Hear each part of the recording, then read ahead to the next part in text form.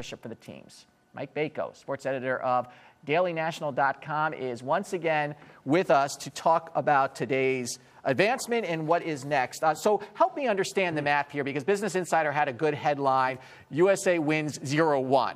They explain how they win a game, they tie a game, they lose a game, and then they go on. Well, it's all about the soccer point scoring system. It's not necessarily about the most goals scored. It's about when you score those goals. So the U.S. was able to win by losing today because they got a little help from Portugal, not only today, but in their previous match, their first match of the entire tournament against Germany, when they lost 4-0. So that put them at a severe disadvantage because the World Cup goes to a point differential system. So 3 points for a win, 1 for a tie, and then if teams are equal, they go to goal differential. U.S. was able to come out on top. Why was this called the group of death? Because if you just look at the matchups that they had, Portugal with the great Cristiano Ronaldo, you saw what he did against the U.S. to tie the score at 2-2. Germany, top to bottom, great team. And Ghana, not necessarily world-renowned players, but they're a team. They had a great showing in the last 2 World Cups, so they were primed for a good showing this go-around. And they did. They really did have a good showing. And the next round is single elimination? Single elimination. So no more ties? No more ties. They go to 2 15-minute overtimes, and then they go to a shootout. So we've had actually a couple of World Cups actually decided by shootouts. So it's very dramatic. It's very interesting, even for the most layman of fans. And they're jumping on the bandwagon. And there's a lot of laymen of fans, because I've never seen this many soccer fans. And that's perfectly understandable.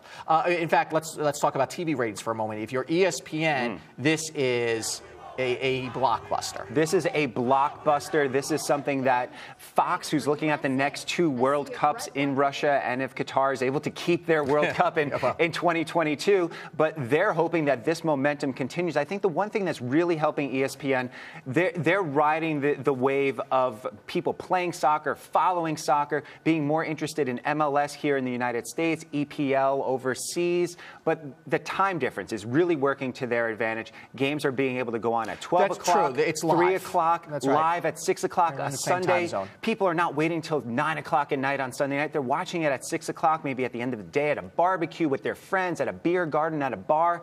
It's perfectly primed for TV ratings. So, we had on the head of marketing for the MLS a week or so ago, and I asked very clearly, how are you capitalizing on this? Do you think the MLS here, which is the U.S. Professional Soccer League, Major League Soccer, now in its 20th season, I believe, is doing enough to try to grab these fans? Because I don't see the MLS really well presented. This is where you will see the big drop off. And if they are able to bring in some of those viewers, I think this is where the MLS might actually become the 5th major sport in the U.S. I don't see it happening. In certain pockets, in Seattle, in Portland, the Pacific Northwest, they're really passionate about it. Other markets, Columbus, New Jersey, they sell out their stadiums, but TV ratings year after year, ESPN has those games as well.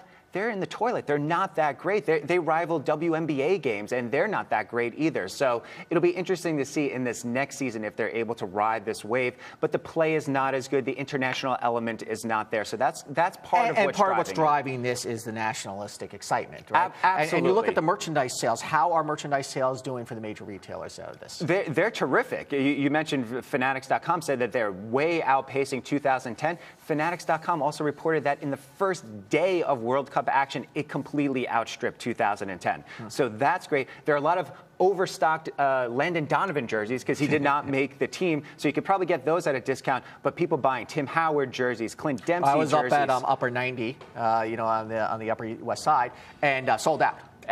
They just really basically were lucky because it's been such a big success. And anytime you could watch games in a communal atmosphere, you don't want to show up wearing a shirt and a tie or a polo. You want to wear the garb of what's going on. Well, that USA jersey, I went out there and bought one for the 2 times I've worn it. There you go. Mike Bako, thank you so much. Thank you. Next game is on Tuesday? Yes. Okay. Mike Bako, thank you so much. We'll have you back next week. Turning to the market and economic news, weekly jobless claims fell last week by 2,000 to a seasonally adjusted 312,000.